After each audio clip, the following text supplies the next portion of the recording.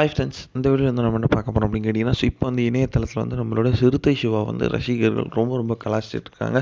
அந்த ஒரு விஷயத்தை பற்றி அந்த வீடியோ டீட்டெயிலாக பேச போகிறோம்.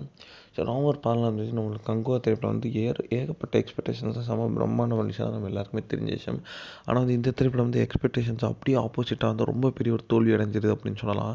ஏன்னா வந்து இந்த திரைப்படம் வந்து ஒரு பேன் இண்டியா அளவுக்கு பெரிய ஹிட் ஆகும் அப்படின்ற ரசிகர்கள், படக்குழுவினர், ப்ரொடியூசர்ஸ் எல்லாம் எதிர்பார்த்துட்டு இருந்தாங்க. ஆனால் வந்து எஃப்டிஎஃப்எஸ் பார்த்த ரசிகர்களுக்கு கொடுத்த நெகட்டிவ் ரிவ்யூஸ்லேருந்து அன்றைக்கி ஸ்டார்ட் ஆன நெகட்டிவ் ரிவ்யூஸ் இன்றைக்கி வரைக்கும் முடியல அப்படின்னு சொல்லலாம்.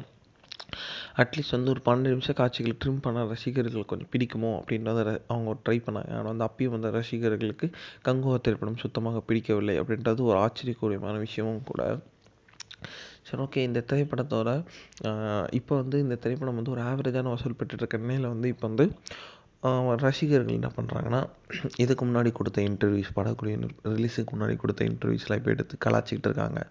அந்தமாரி வந்து இப்போ வந்து நம்மளோட சிறுத்தை சிவா வந்து ஒரு இன்டர்வியூவில் வந்து என்ன சொல்லியிருந்தாருன்னா, படத்தில் வந்து ஒரு 7 நிமிஷம் எமோஷ்னல் காட்சி இருக்குது சார். அதை பார்த்துட்டு ப்ரொடியூசர்ஸ் வந்து அழுதுட்டாங்க. அங்கே வந்து நான் ஒரு டேரக்டரை ஜெயிச்சிட்டேன். ஒரு டேரக்டர் ஒரு ஃபுல்ஃபில் ஆனது அங்கே தான் அப்படின்றத சொல்லியிருந்தாங்க. இப்போ அந்த ரசிகர்கள் என்ன சொல்லிட்டு இருக்காங்கன்னா, எங்கடா அந்த 7 நிமிஷம் அதையாச்சும் காமிங்கடா, படம் நல்லா இருக்கா இல்லையா நாங்கள் சொல்கிறோம் அப்படின்னு வந்து ரசிகர்கள் வந்து சிறுத்தை சிவாவை ரொம்பவே கலாய்ச்சிட்டு இருக்காங்க.